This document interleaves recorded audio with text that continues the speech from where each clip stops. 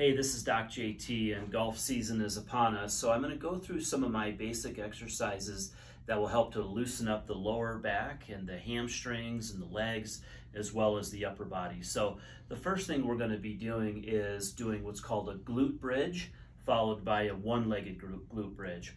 So I'm just going to simply lay on the floor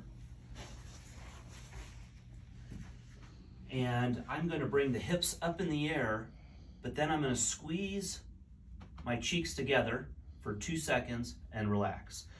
And then I'll just drop my hips back down to the floor, bring the hips up, squeeze the glutes, and that'll really engage the lower back. And then I'll relax and back down. Just like this. It's important again to squeeze. And we want to do anywhere from 10 to 15 repetitions. Once you're finished, give yourself just a 30-second break. Bring the right leg up in the air, and then from here, you're just going to lift the pelvis up toward the ceiling, and then you can work with your foot in different directions if you'd like. And I'm holding it for 5 seconds before dropping it back down. And then I'll lift up. Again, whatever you want to do with your leg is fine, the right leg, and back down. So that can be 10 repetitions, and then of course you want to switch sides, lifting the hips up toward the ceiling, and back down, hip up, and again, you can open up the hips, foot, stretch out the leg, and back down. And again, that would be 10 repetitions. The third kneeling position, I'm going to use just a small pad so it's comfortable on my knees, is I'm just going to get onto my knees. And for some of you, this may be a little more challenging to be on the knees, but I'm just going to place my hand on the floor. My right arm will extend and all the way up toward the ceiling.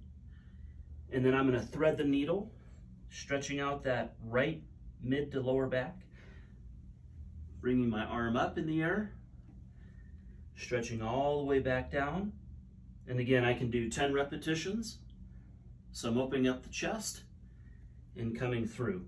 And then I would switch, same thing, looking up toward the ceiling, threading the needle, up toward the ceiling, and threading the needle.